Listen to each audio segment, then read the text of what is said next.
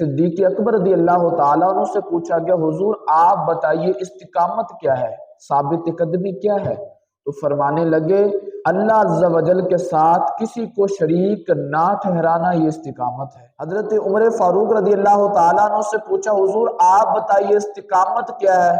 فرمایا جن احکامات کا اللہ نے حکم دیا ہے ان پہ عمل کرنا اور جن سے منع کیا ہے ان سے رک جانا یہ استقامت ہے۔ فرمانے لگے لومبڑی کی طرح ہیلے سازیاں کر کے راہ فرار اختیار نہ کرے۔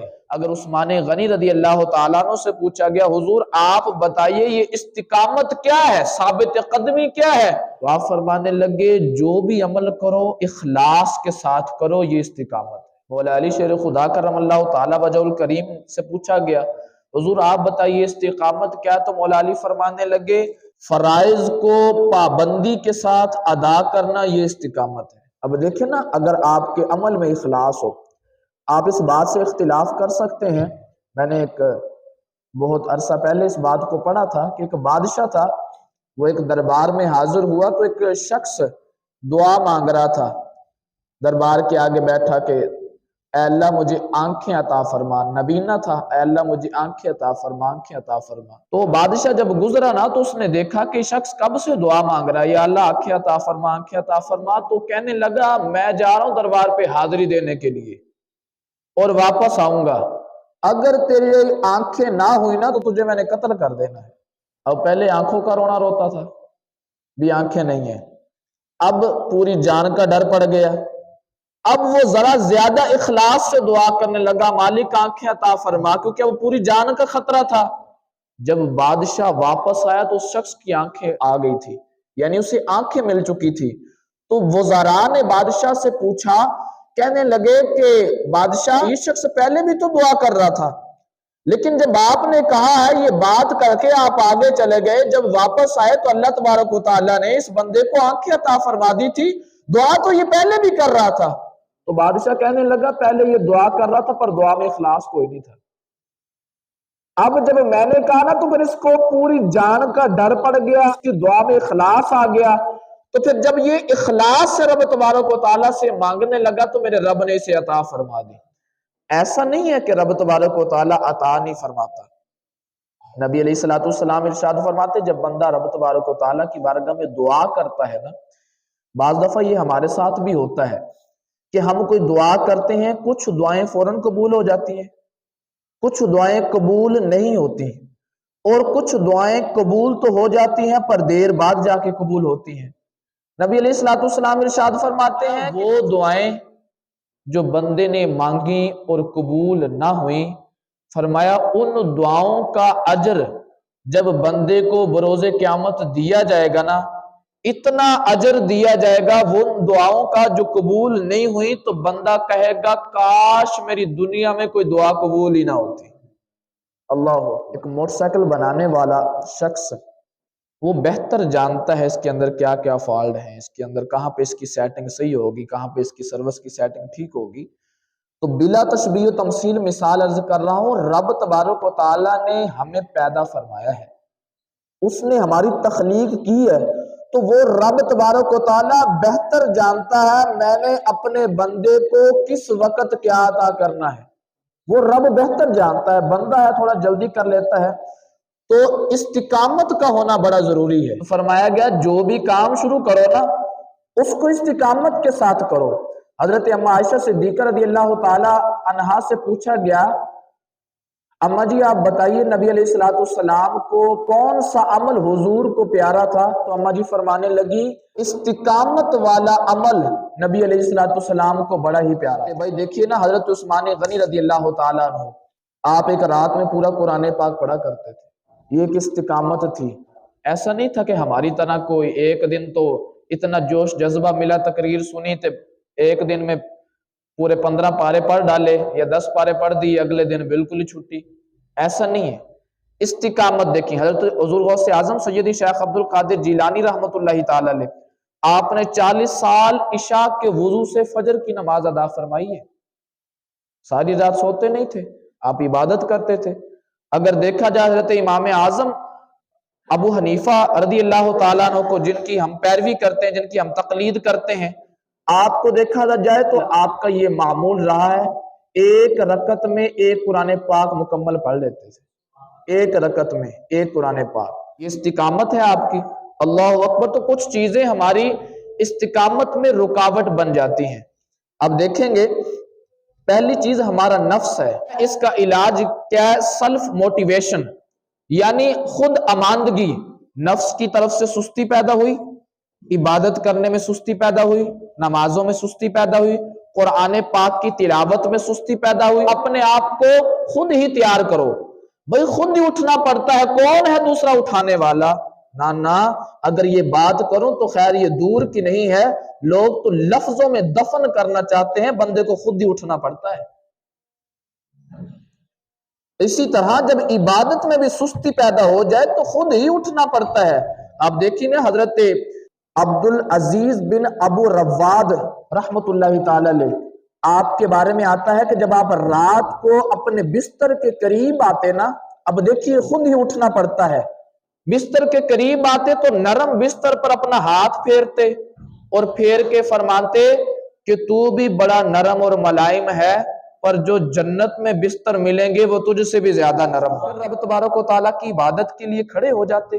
حضرت رابعہ بصریہ رضی اللہ تعالیٰ عنہ، اگر آپ کا عمل دیکھا جائے تو آپ کیا کرتی؟ ساری رات رب تبارک و تعالیٰ کی عبادت کرتی، تہجد سے پہلے سو جاتی اور تہجد کے وقت اٹھ جاتی.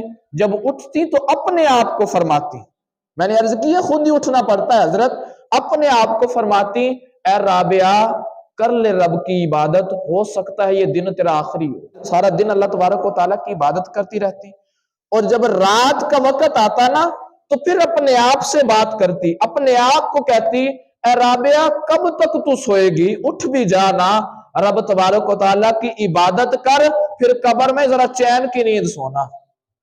یہ اپنے آپ کو اٹھانا، اپنے آپ کو سیلف موٹیویشن، اپنے آپ کو. تو بھئی ان چیزوں سے یہ واقعات سنانے کا، حکایات سنانے کا مطلب یہ ہے کہ نفس تو سستی چاہتا ہے نا، پھر اپنے آپ کو خود ہی اٹھانا پڑتا ہے. اچھا دوسری جو چیز صبر و استقامت. حضور نبی پاک صلی اللہ تعالی علیہ وسلم ارشاد فرماتے ہیں اگر کوئی بندہ یہ دعا کرے نا رب تبارک و تعالیٰ سے کہ میں سوالات سے بچ جاؤں، لوگوں کے آگے سوال نہ کروں، ہاتھ نہ پھیلاؤں، تو فرمایا اللہ تبارک و تعالیٰ اس بندے کو سوالات سے بچا لیتا ہے. جس کی عادت ہی بن گئی مانگنا، اس نے کبھی دعا ہی نہیں کی، ایک عادت ہی بن گئی. یہ پیشہ ور بھکاری جیسے ہوتے ہیں، حالانکہ ان کو دینا بھی ناجائز ہے، جو پیشہ ور جن کا پیشہ بن چکا ہے، بلکہ ان کو دیا جائے جن کو ضرورت ہے ان چیزوں کی. نبی علیہ الصلوۃ والسلام نے حدیث کے اگلے جملے ارشاد فرمایا اگر کوئی شخص رب تبارک و تعالیٰ سے دعا یہ کرے کہ اللہ مجھے لوگوں کی محتاجی سے محفوظ فرمانا، تو فرمایا اللہ تبارک و تعالیٰ اس بندے کو لوگوں کی محتاجی سے دور فرما دیتا ہے. پھر اللہ تبارک و تعالیٰ اپنے خزانوں سے اسے عطا فرماتا ہے.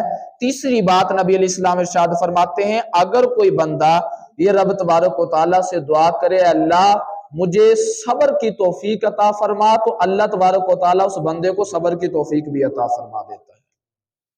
صاف ظاہر ہے. اب یہ بھی اب دیکھیں بندہ گرمیوں کے روزے ہوں، عصر کا وضو ہو اور پانی منہ کے اندر ہو، بندہ حلق سے نیچے نہیں اتارتا، یہ ادار آپ کو کتنی پسند ہوتی ہو.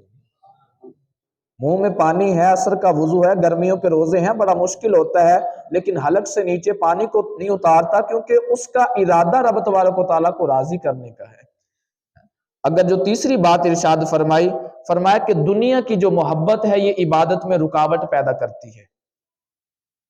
مال کا ہونا برا نہیں ہے، حلال مال اگر آپ کے پاس ہے تو اس کا ہونا برا تو نہیں ہے. اگر آپ اچھے کپڑے پہنتے ہیں تو اس کا پہننا برا تو نہیں ہے. بھائی دیکھیں نا حلال مال ہمارے پاس ہوگا تب بھی رب تبارک و تعالیٰ کی بارگاہ میں زکوٰۃ پیش کریں گے، تب بھی صدقہ و فطر پیش کریں گے نا. وہ کہتے ہیں جو مال کی محبت ہے نا اس کو جیب تک رکھیں، دل میں نہ بٹھائیں. جب یہ دنیا کی محبت، جب یہ مال کی محبت دل میں بیٹھ جاتی ہے تو پھر نقصان کرتی ہے. نبی علیہ الصلوۃ والسلام نے کیا ارشاد فرمایا؟ حضور فرمانے لگے دو بھیڑیے اگر بکریوں کے ریوڑ میں چھوڑ دیے جائیں نا، کھلے چھوڑ دیے جائیں، حضور فرماتے ہیں وہ اتنا نقصان نہیں کرتے جتنی دنیا کی محبت دین کو نقصان پہنچاتی ہے. جتنی دنیا کی محبت. بھائی جو بڑا بندہ ہو نا وہ تو پیر کو اپنے گھر بلا لیتا ہے کیونکہ اس کے پاس پیسہ ہے. اچھا جو غریب ہے اس کو تو پیر کے پاس جانا پڑتا ہے، اس کے پاس پیسہ نہیں. تو پیسے والے کی تو پیر صاحب پھر خود خدمت کرنا شروع کر دیتے ہیں کیونکہ پتہ یہ پیسے والا ہے. دنیا کی محبت سے اپنے آپ کو باہر نکالیں. جو بھی کام کریں وہ استقامت کے ساتھ کریں، ثابت قدمی رہ کے، میانہ روی کے ساتھ. اب دیکھیں دین میں استقامت کیسی. اسلام لے آئے، کلمہ پڑھ کے مسلمان ہو گئے، اب پورے دین میں داخل ہو. اب ایسا نہیں ہے کہ کچھ امیروں کی طرح اپنی من پسند کا دین لے لینا، جو پسند آیا اسے لے لیا، جو دل کو بھلا لگا اسے لے لیا، جو دل کو برا لگا اسے سائڈ پہ کر دیا. اب دیکھیں شاہ روم کی دربار کے اندر نا 3 بھائی آئے اور وہ مسلمان تھے. اب اس بات کو ذرا آپ توجہ سے سنیں گے. وہ مسلمان تھے، بادشاہ تھا وہ عیسائی تھا. اس نے ان 3 بھائیوں سے کہا کہ تم عیسائی ہو جاؤ، اسلام کو چھوڑ دو، میں تمہیں بڑا مال و دولت عطا کروں گا. اب دیکھیں آپ استقامت دیکھیے گا. تو بھائیوں نے کہا یہ تیری بات کبھی بھی قبول ہو سکتی نہیں ہے کیونکہ ہم دین اسلام کے ماننے والے ہیں، ہم سر کٹا کے بھی دین اسلام کی حفاظت کرتے ہیں. اس نے بڑی اپنی کوشش کی لیکن وہ اسلام سے دور نہ ہوئے، عیسائی نہ ہوئے. تو اس نے ایک طریقہ اختیار کیا، اپنے جلادوں کو کہا کہ تیل گرم کیا جائے. اس بات کو ذرا سننا، تیل گرم کیا جائے. 3 دن تک وہ تیل گرم ہوتا رہا بڑے کڑھائی کے اندر. پہلے بڑے بھائی کو کہا بتاؤ اسلام چھوڑ کے عیسائی ہوتے ہو یا نہیں؟ کہا نہیں ہوتا. اس نے بڑے بھائی کو پکڑا اور اس تیل کے اندر ڈال دیا، جل کے راکھ بن گیا، ختم ہو گیا. اب دوسرے بھائی سے پوچھا، اس نے کہا بتاؤ اسلام چھوڑ سکتے ہو یا نہیں؟ میں کہتا ہوں عیسائی ہو جاؤ، بڑا کچھ عطا کروں گا. کہا نہیں اسلام کو نہیں چھوڑ سکتا. اس نے دوسرے بھائی کو پکڑا اور وہ بھی تیل کے اندر ڈال دیا، ختم ہو گئی بات. جب تیسرا بھائی جو چھوٹا تھا نا، جب اس سے پوچھنے لگا تو ایک وزیر کے دل میں تھوڑا رحم پیدا ہوا. اس نے بادشاہ کی بارگاہ میں عرض کی، کہا حضور اس کو آپ میرے حوالے کر دیں، میں اس پہ اپنی کوشش کروں گا اور امید ہے یہ عیسائی ہو جائے گا، یہ عیسائیت کے مذہب کو اختیار کر لے گا، آپ اس کو چھوڑ دیں، میری کوشش تو دیکھیں. کہنے لگا چلو ٹھیک ہے تو اپنی کوشش کر لے. وہ چھوٹے بھائی کو لے کر گھر آیا. اس کی ایک جوان بیٹی تھی، اپنی جوان بیٹی کے حوالے کر دیا اور اپنی بیٹی کو سارا کچھ سمجھا کے کہنے لگا تو نے اس پہ کوشش کرنی ہے اور کوشش کرنا یہ اسلام کو چھوڑ کے عیسائیت مذہب اختیار کر جائے. بیٹی روزانہ بن سور کے آتی. او بھائی جڑے قیدی نے زلف محمد دے او جال دے اندر پھر پھنس دے نہیں. جنہوں نے اپنے دل میں اسلام کی محبت کو بٹھایا ہے پھر دنیا کی محبت اسے اسلام سے دور کر سکتی نہیں ہے. لڑکی بن سور کے آتی اس شخص کے پاس، اس نوجوان کے پاس، اور آ کر اپنی فل کوشش کرتی، لیکن اس نے کبھی نگاہ اٹھا کے بھی اس کی طرف نہیں دیکھا. جب چند دن گزر گئے نا تو اس لڑکی نے اپنے والد سے عرض کیا، کہا یہ تو ماننے والا ہی نہیں ہے، یہ تو آنکھ بھی اٹھا کے میری طرف نہیں دیکھتا، مجھے لگتا ہے یہ پریشان رہتا ہے، گمسم رہتا ہے، شاید اس نے اپنی آنکھوں سے 2 بھائیوں کو جلتے ہوئے دیکھا ہے. تو ایسا کر کہ ہمیں کسی اور شہر کے اندر بھیج دے، وہاں جا کر میں اپنی کوشش کروں گی، اس پہ ہو سکتا ہے میں اپنی کوشش میں کامیاب ہو جاؤں. کہا چلو لے جا دوسرے شہر میں. بادشاہ سے مشورہ کیا، اس نے کہا چلو ٹھیک ہے لے جا. اللہ اکبر. جب دوسرے شہر میں لے گئی اس نے پھر اپنی کوشش کی، آخر کوشش میں وہ کامیاب نہ ہوئی. ایک دن اس نوجوان کے پاس آ کے بیٹھی اور کہنے لگی میں نے اپنی ساری کوشش کر لی ہے، کیا دین اتنا پیارا ہے کہ تو نے اپنی نظر اٹھا کے بھی میری طرف نہیں دیکھا؟ میں اسلام کے دین کو پسند کرتی ہوں، کلمہ پڑھاؤ، میں مسلمان ہونا چاہتی ہوں. یہ ہے استقامت. یعنی اگر آپ دین کے اندر داخل ہو گئے ہیں، اگر آپ نے کہہ دیا ہے لا الہ الا اللہ محمد رسول اللہ، پھر چاہے دنیا کی محبت ہو، پھر چاہے کواری لڑکیاں ہو، پھر وہ تمہیں اسلام سے دور نہ کر سکیں. پھر جو شریعت کے احکام ہے اس میں رد و بدل، لاکھ تمہیں لالچ دیا جائے، لاکھ کہہ دیا جائے باہر کا ویزا دیں گے، یہودی ہو جاؤ، عیسائی ہو جاؤ، پر تم باہر کے ویزے کو ٹھوکر مار کے ٹھکرا دینا اور دین اسلام کو ہی پسند رکھنا. اللہ تبارک و تعالی ہمیں استقامت عطا فرمائے، جو کوئی بھی کام کریں استقامت کے ساتھ کریں، اللہ تبارک و تعالی ہم سب کو کامیابی و کامرانی عطا فرمائے۔